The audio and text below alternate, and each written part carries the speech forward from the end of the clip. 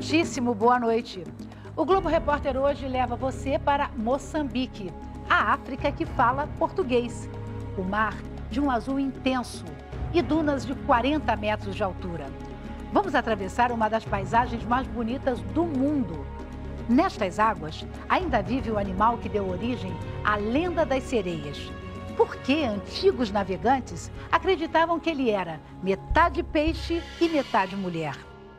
A vida renasce nas florestas devastadas pela guerra.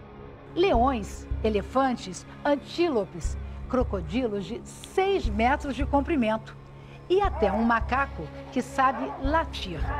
No país que tem um só médico para 35 mil habitantes, há um curandeiro para cada 80 moçambicanos. E eles conseguem tratar a maior parte das doenças com plantas medicinais. O programa desta noite é uma coprodução com a RPC TV, afiliada paranaense da Rede Globo.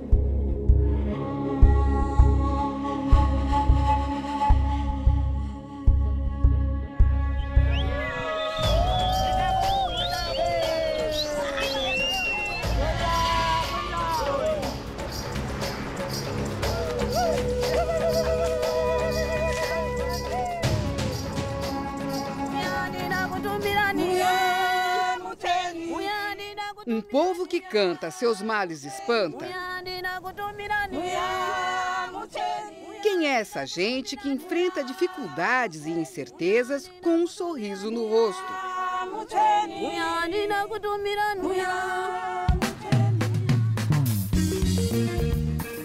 Que vive num belo país ainda em construção e que traz o português na ponta da língua.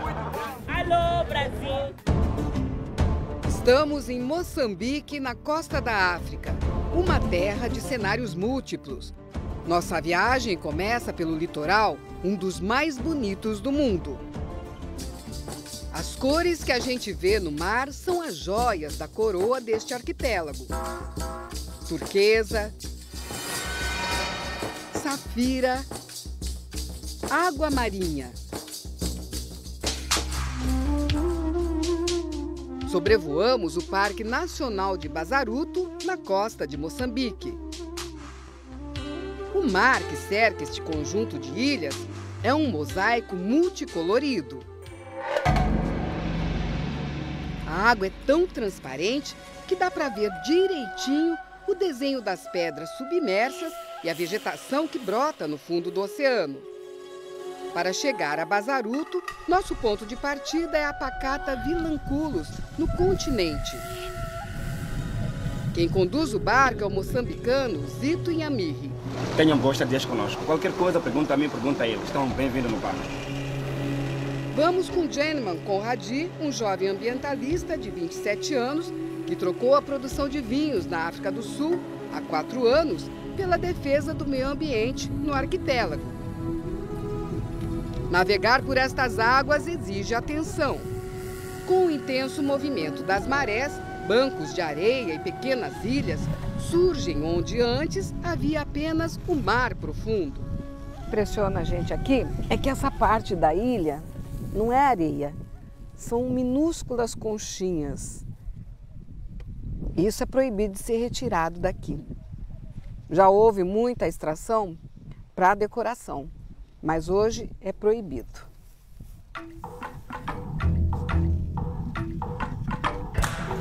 Na maré baixa, o mar de Bazaruto revela ilhas de até 15 quilômetros de extensão. Deixa à mostra uma nova geografia e traz à tona lugares que no passado viveram dias sombrios.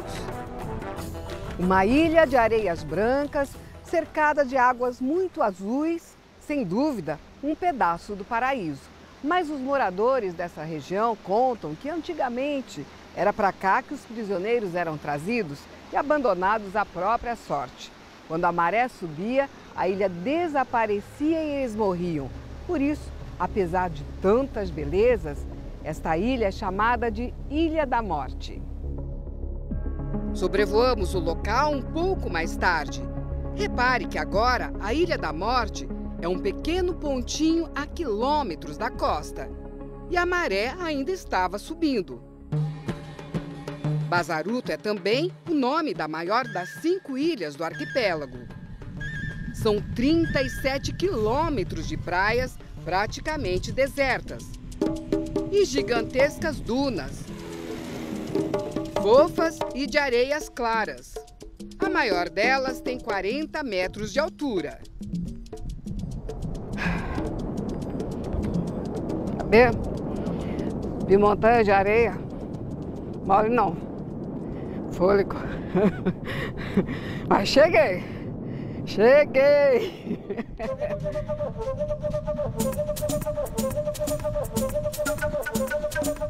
Zito mostra um preparo de atleta, desce a montanha de areia num instante. E logo volta trazendo nas mãos um fruto muito comum nesta região, a macoma, e uma bebida preparada com ela. É uma bebida, é tipo um suco? É um pouco suco, sim, mas agora está muito doce. É, mas ela tem álcool. Não muito. Quer já provar? Será? Deixa eu ver aqui.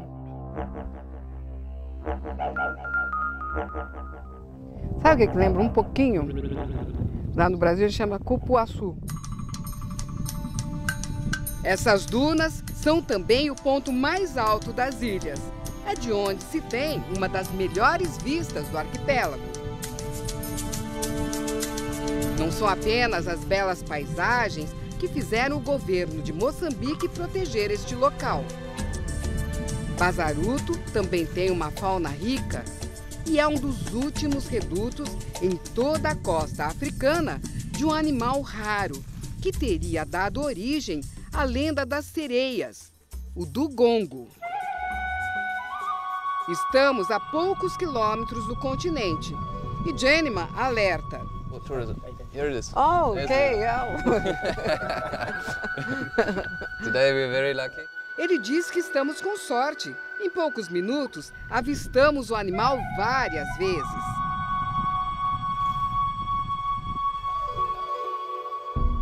O dugongo é um mamífero parecido com o nosso peixe-boi. De tempos em tempos, precisa voltar à superfície para respirar. Os adultos chegam a 3,5 metros de comprimento e podem pesar até 700 quilos. São essas formas arredondadas que teriam inspirado antigos navegantes a imaginar seres metade peixe, metade mulher. Jenima faz parte de um grupo que luta pela proteção dos dugongos. Ele conta que, por causa da carne e do óleo, estes animais foram tão caçados na África que quase desapareceram. Hoje a caça está proibida, mas muitos acabam morrendo afogados, enroscados nas redes de pesca.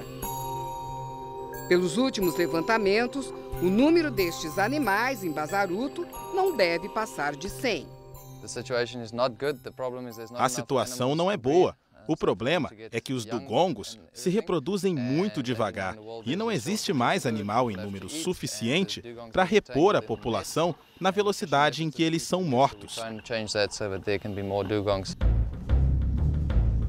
Mas como impedir a população local que vive da pesca artesanal de lançar as suas redes? A riqueza da vida marinha fica evidente nas mãos das crianças da vila. Quantas tem aí? Quantas lulas? Lula, Tem bastante. 8 lulas. 8 lulas. Fuxibolé. Deixa eu ver se é pesado. Carol. Posso ver? Nossa, acho que tem uns 10 quilos aqui. Hã? É muito peso, hein? 10 não, mais. Na balança, 15 quilos. Produto que geralmente é vendido para os hotéis. O governo de Moçambique aposta no turismo de luxo para alavancar a economia da região e melhorar a vida das 3.500 pessoas que vivem no arquipélago.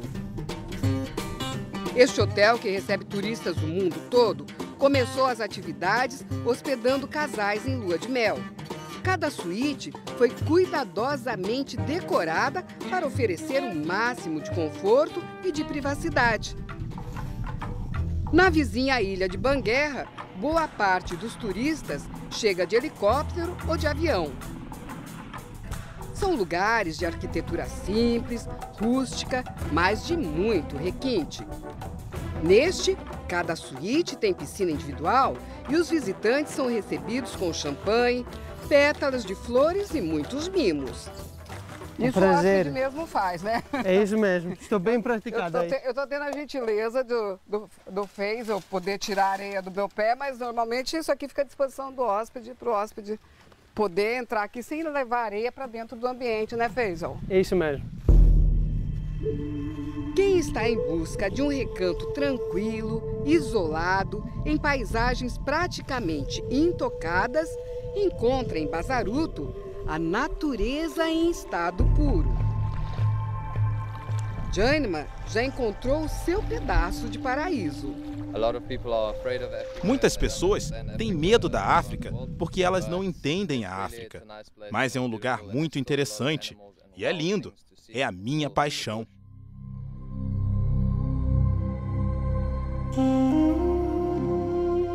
O sol que desponta no horizonte ilumina essas paisagens de cartão postal. Mas é pouco para clarear o caminho de quem vive em um país dominado por contrastes. O português é a língua oficial de Moçambique, mas cada região tem um dialeto diferente.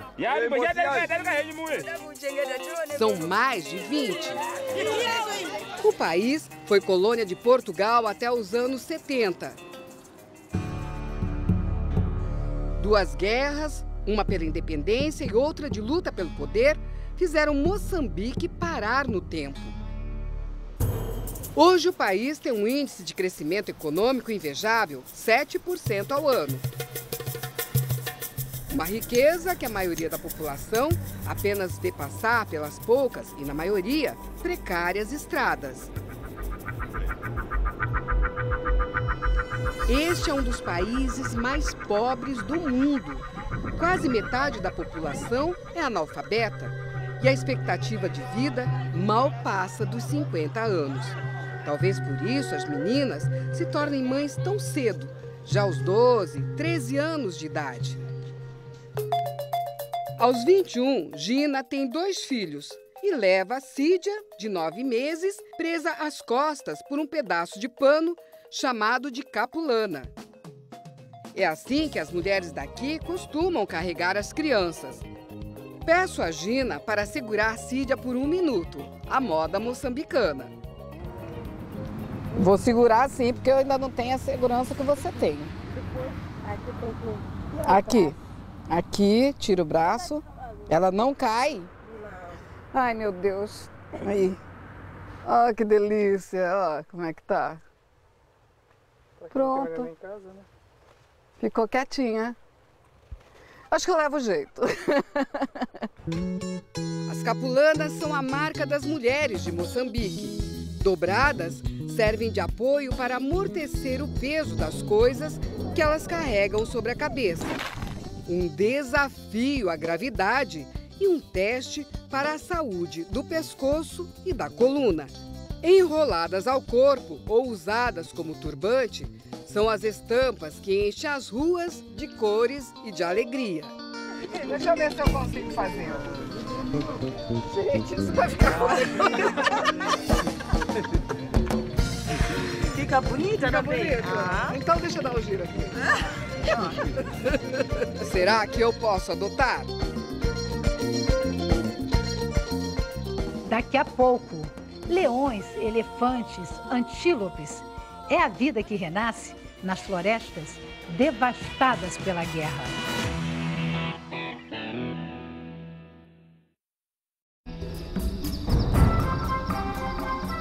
Eles até parecem mansos, brincam uns com os outros e não dão a menor bola para a nossa presença.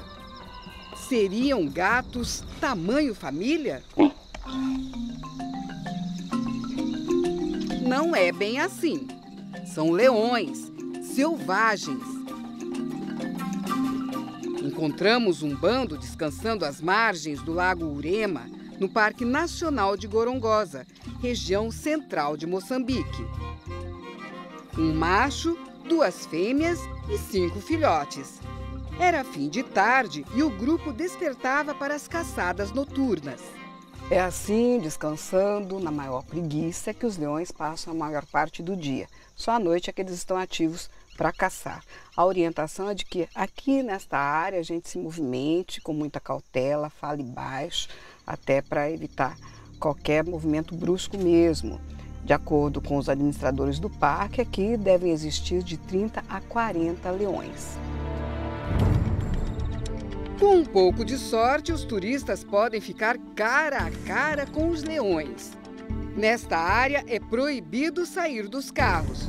Mesmo saciados, os leões são oportunistas e, num instante, podem se tornar caçadores mortais. E para eles, o Parque de Gorongosa é uma despensa abarrotada de comida. Os inhacosos são os antílopes em maior número no parque. Robustos e elegantes, eles existem aos milhares, pastando nas planícies. Há ainda os graciosos impalas, também muito comuns nesta área. E os pequenos e ariscos oribis. Os javalis não são exatamente simpáticos. Estes dois interrompem uma briga e saem em louca disparada quando o nosso carro se aproxima. E os macacos-cão, em bandos, despencam das palmeiras ao longo do caminho para se esconder no meio da mata. Esta espécie de macaco é associada ao cachorro porque emite um som parecido com um latido.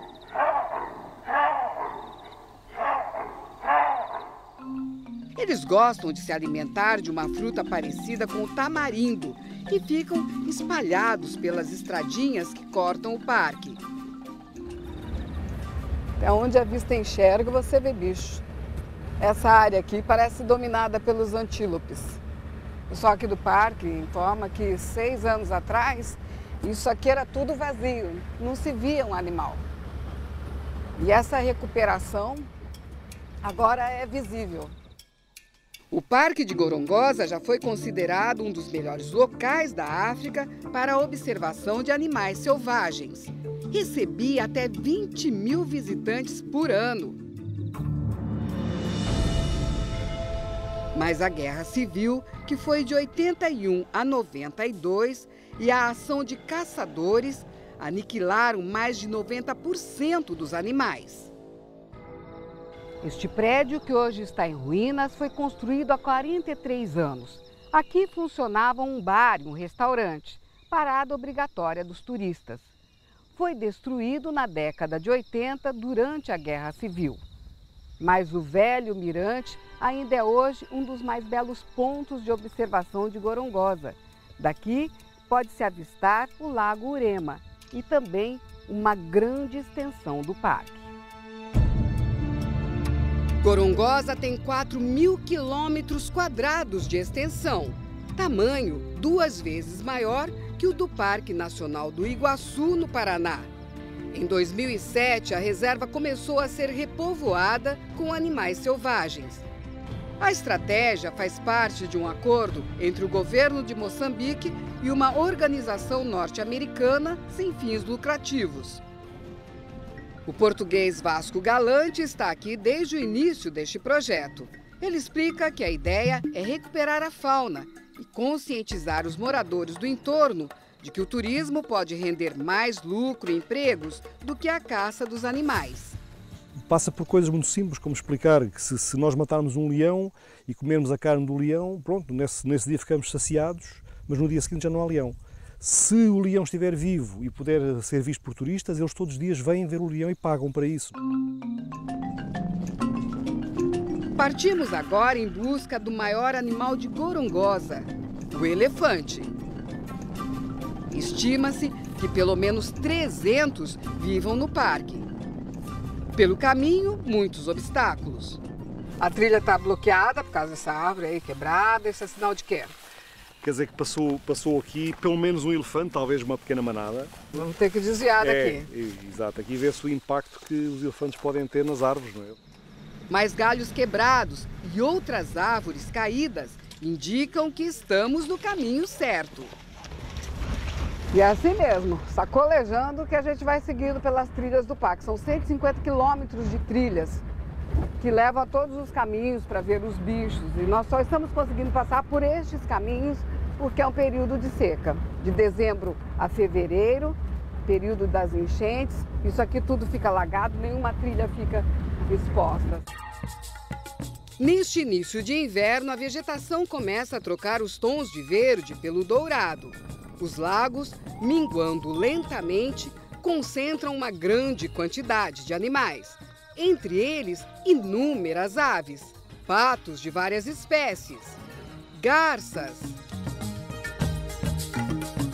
marabus, pelicanos e cegonhas gigantes. Nós passamos a manhã toda pelas trilhas do parque, vimos vários animais, até avistamos os elefantes, mas eles estavam muito longe. Agora, à tarde, nós vamos percorrer novamente as trilhas do parque para ver se chegamos mais perto dos elefantes. No nosso caminho, uma floresta que parece ter saído de um conto de fadas. São as acácias amarelas. O interessante dessa árvore é que ela é verdinha, o tronco de cima a baixo. E quando a gente passa a mão aqui, olha só, fica uma espécie de pozinho amarelo. Basicamente esta árvore tem uma característica muito interessante, que está coberta de clorofila e, portanto, o tronco é como se fosse uma folha gigante, que faz a função da fotossíntese. E esse pozinho amarelo, então, é clorofila. É clorofila. Uhum. Gorongosa tem 54 ecossistemas diferentes, de florestas fechadas a vastas pradarias. E foi numa área com poucas árvores e capim baixo que avistamos os gigantes do parque. 2 dias à procura e finalmente encontramos os elefantes. Eles estão a mais ou menos uns 500 metros do ponto onde nós paramos, mas não dá para se aproximar. A informação é de que muitos deles sobreviveram ao período da guerra, que foi uma fase de muita matança indiscriminada de animais. E por isso mesmo o homem é considerado inimigo. Tá aí a prova. Que memória tem o elefante. Ele jamais esquece. Por isso, redobramos os cuidados, apesar de estarmos aqui em paz. A manada se divide e um pequeno grupo vem em nossa direção. Os elefantes africanos são os maiores animais terrestres do planeta. Podem chegar a 4 metros de altura e pesar mais de 6 toneladas.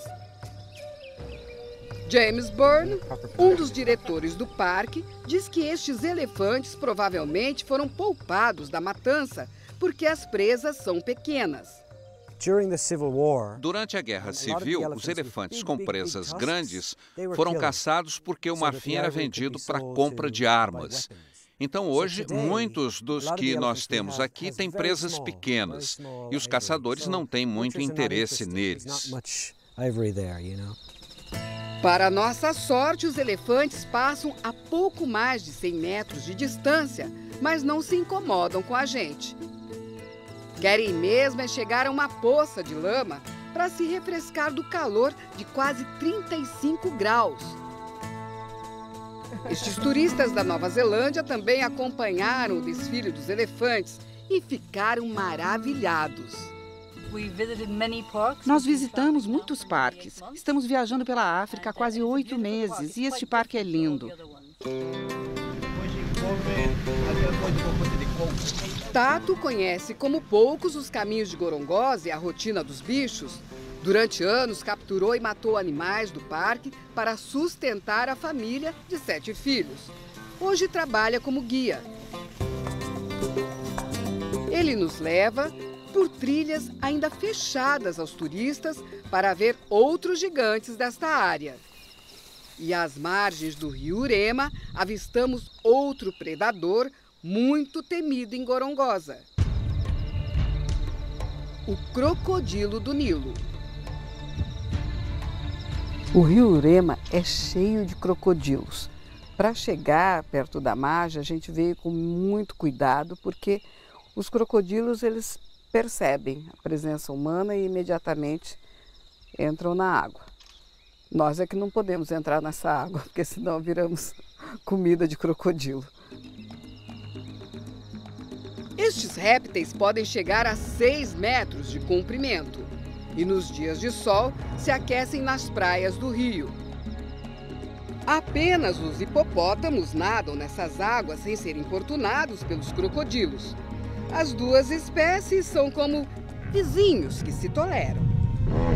Temos grandes crocodilos aqui, provavelmente temos a maior coleção de grandes crocodilos do mundo. Eles são sobreviventes natos, portanto são aqueles que talvez tenham sofrido menos no período de guerra civil. Ainda faltam 14 anos para que o projeto de restauração de Gorongosa seja concluído e o parque devolvido ao governo de Moçambique em condições de se sustentar apenas com o turismo. Até o momento, os avanços são visíveis. Mas ainda há grandes desafios pela frente. A população que vive no entorno do parque é grande e cresce rápido. Essas pessoas precisam de terra e de comida. É exatamente o que a gente tem aqui. Então, nosso maior desafio é equilibrar a necessidade dessas pessoas com a necessidade dos animais e das paisagens de Gorongosa.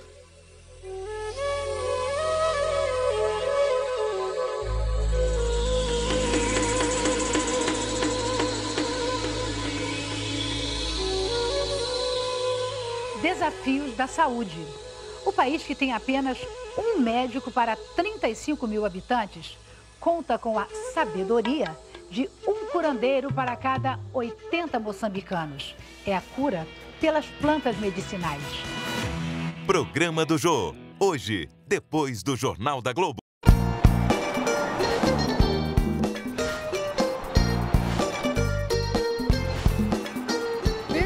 Moçambique é como circular por uma interminável feira livre. Com pouquíssima oferta de emprego, todo mundo vai para a rua tentar vender alguma coisa. É um peixinho seco, salgadinho.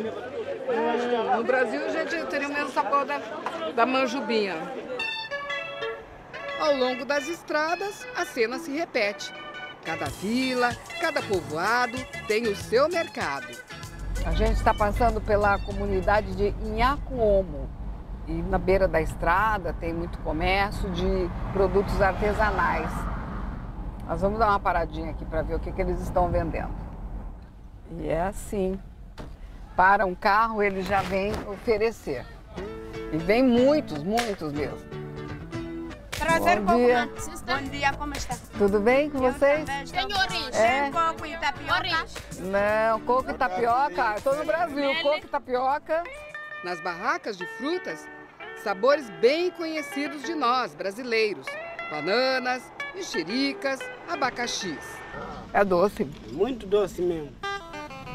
Até mesmo na capital, Maputo, a maior parte do comércio está nas calçadas e nas feiras. É onde os moradores compram de tudo, até remédio. Este aqui é o maior mercado de Maputo, onde também se concentra um grande número de vendedores de plantas medicinais. São raízes, folhas e também alguns produtos que vêm do mar, né? A gente queria saber o que é esta raiz aqui, seu Filimão. Isto aqui é tolane. Isto aqui especialmente é para os banhos contra maus espíritos. Essa raiz aqui, ela é mais clarinha. Isto aqui. O que é? Isto aqui também é especialmente para banhos de sorte. Então vou pegar um pouquinho aqui, quem sabe um pouquinho de sorte aqui para nós. Filho de uma tradicional família de curandeiros, Filimão diz que ainda não está pronto para a atividade. Por enquanto, trabalha como uma espécie de farmacêutico, vendendo plantas e poções indicadas pelos mais experientes. Isto aqui chama-se de chiome, sai do mar. E ela é usada em quê? Aplica-se numa casa para afugentar os maus espíritos. Ah, para limpar uma casa. Sim. Males da alma, mas também da mente e do corpo. Esta espécie de batata, a chanchanglante, é usada para combater a esquistossomose. O jurai, que parece uma batata roxa, seria indicada para prevenir doenças sexualmente transmissíveis. A comerciante Leta Jacinto diz que o chá com estas ervas deve ser dado aos bebês recém-nascidos para melhorar a memória e a inteligência. Quantos meses tem? Vai fazer 3 meses. 3 meses? E já tá assim, esperta. Olha, esse chazinho faz bem mesmo, hein? A botânica Felisbela Gaspar, que comanda o Gabinete de Medicina Tradicional do Ministério da Saúde de Moçambique, explica que a eficácia dos tratamentos recomendados pelos curandeiros ainda não está totalmente confirmada cientificamente, mas também não descarta os benefícios. Se houvesse problemas com estas plantas, nós teríamos catástrofes na comunidade, o que não acontece. É lógico que onde não há hospitais, a prevalência de alguns problemas de saúde ou o índice de mortalidade pode ser mais elevado do que nos sítios onde há maior cobertura sanitária. Mas não significa que os doentes estão a morrer em massa por falta de um tratamento. Em um país onde existe um médico para cada 35 mil pessoas, mais um curandeiro para cada 80, boa parte da população passa a vida toda sem nunca entrar no hospital. Por isso mesmo, o Ministério da Saúde trabalha em parceria com os curandeiros. Catarina Chemba é curandeira e 2 vezes por semana embarca num ônibus que leva mineiros moçambicanos para trabalhar na África do Sul. As maiores preocupações são a malária e a AIDS. 1 em cada 10 moçambicanos é portador do vírus HIV. É um dos mais altos índices do mundo. Catarina distribui camisinhas e orienta sobre prevenção. Mesmo que não tenha, para não adquirir, tens que usar. Ela faz o mesmo nas feiras à beira das rodovias. Ensina cuidados básicos de saúde e de higiene. E assim que percebe uma doença grave, encaminha o paciente para o hospital. Nossa recomendação é: façam o vosso trabalho espiritual, cultural, mas não demorem com o doente, para nós também vermos a nossa parte. Irmã Gladys é enfermeira e também trabalha com plantas medicinais. A brasileira está em Moçambique há mais de 20 anos. Fundou um centro de terapias alternativas que atende 14 paróquias num raio de 600 quilômetros. Esta é uma janela que está sempre aberta para a comunidade. É a janela da farmácia do Centro de Terapias Alternativas. E aqui as dezenas de plantas ajudam a melhorar a saúde da população.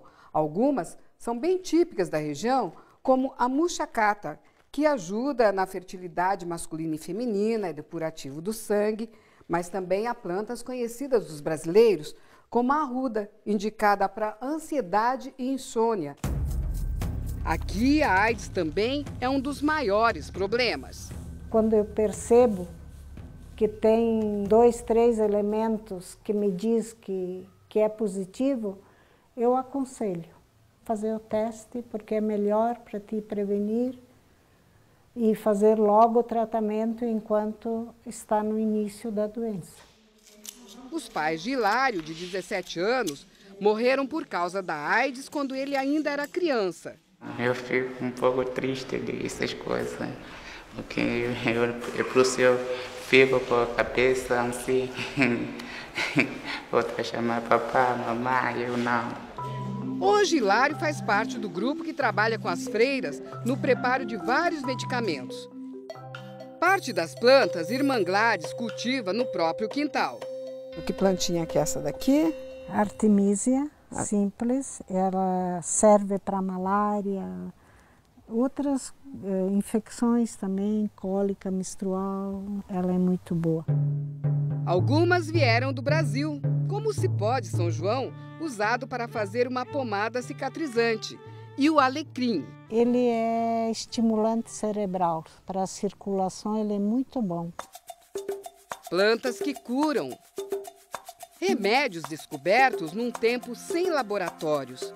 E hoje, quando o homem se volta cada vez mais para a natureza, ter uma vida simples pode fazer toda a diferença. Um brinde à saúde. Saúde!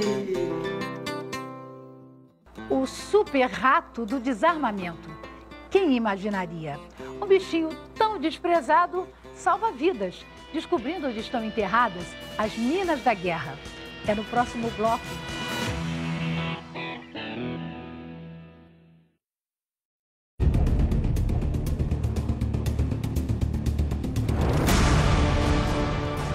O sol é o nosso guia nessa viagem rumo ao coração de Moçambique. Seguimos em direção à região central do país. Em meio à vegetação típica deste lugar, a árvore que mais se destaca é o baobá, árvore símbolo da África. E são árvores imensas. Esta aqui deve ter pelo menos uns 10 metros de diâmetro. Também são árvores centenárias, altíssimas, que chegam a ter até 30 metros de altura. A zona rural é ainda mais pobre do que as cidades.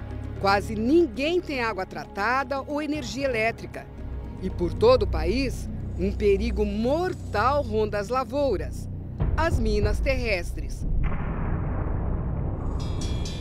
É uma herança das guerras que terminaram há 20 anos. Aqui. O agricultor José Enoque foi uma das vítimas. Perdeu o pé direito, a visão de um dos olhos e teve queimaduras por todo o corpo na explosão de uma mina enterrada no sítio dele. Eu caí dentro da covão de Chavarde, onde eu fui cair.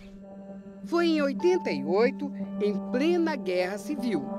Seu José passou 5 meses no hospital e só recentemente pôde voltar com a família para o sítio onde morava. Se não tivesse a guerra, eu já estaria em outro estado, porque estaria a trabalhar e tudo. Muito bem. Estaria bom. Nestas caixas, segue uma das soluções mais surpreendentes para localizar as minas sem pôr em risco a vida de pessoas.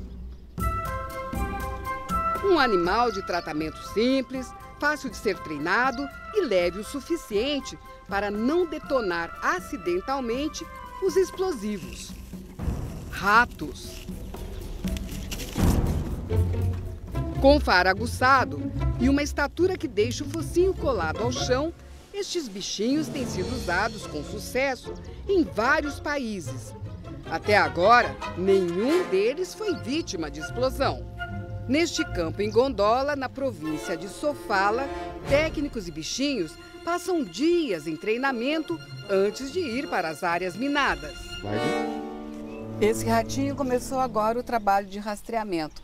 Essas plaquinhas aqui indicam que nesse alinhamento tem minas, a 1 metro e a 3 metros de distância. A gente vai ver qual a reação do ratinho quando ele perceber que tem a mina nesse espaço. Assim que sente cheiro de pólvora, ele para e o técnico faz um sinal para ele voltar. Achou a mina. Agora ele volta e ganha a comidinha lá.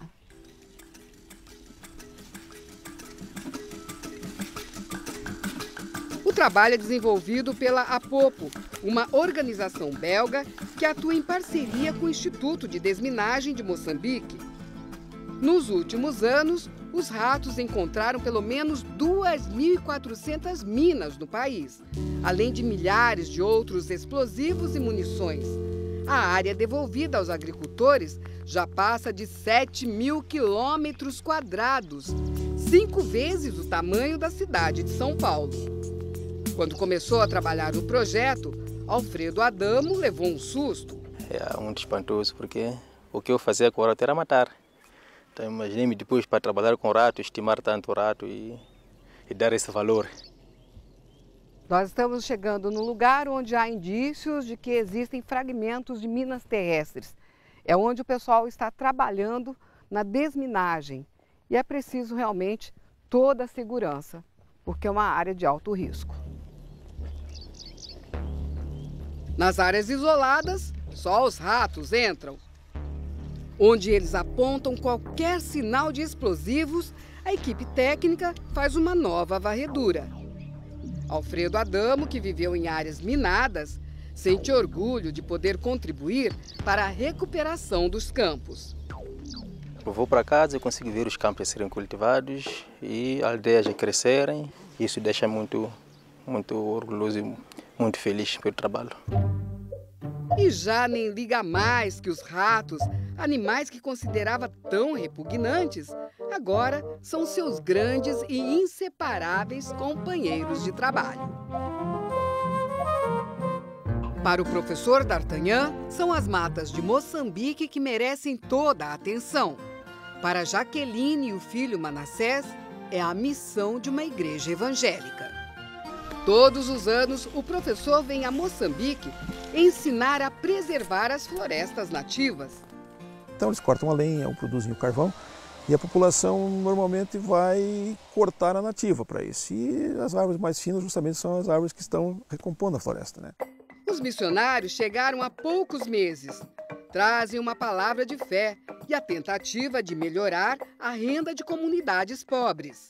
Nós temos um sonho de colocar uma cooperativa, né? Ensinar o artesanato e também dar condições a essas pessoas de venderem o seu produto. Nós estamos na fronteira com o Zimbábue. Aquelas montanhas já são do país vizinho. Aqui na região serrana de Manica, funciona um projeto de cooperação entre Brasil e Moçambique que já existe há 30 anos.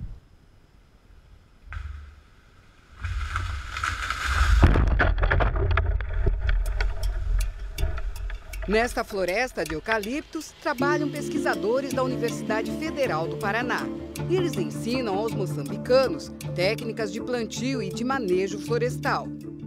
Quando se fala em África, a gente pensa que aqui faz calor o ano inteiro. Mas não é bem assim nesta região central de Moçambique, onde, nesta época do ano, que é inverno, as temperaturas chegam a 10 graus.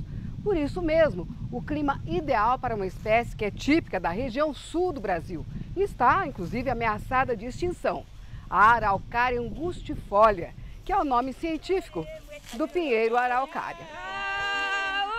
Estas agricultoras expressam com dança e música a alegria pela chegada dos pesquisadores.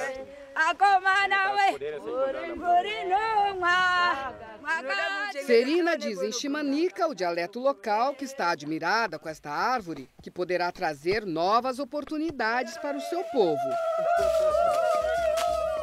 Para o engenheiro Ernesto Intamani Júnior, as pessoas da região já entenderam o recado. Elas já começaram a despertar a consciência de plantar, de estabelecer as suas florestas comunitárias.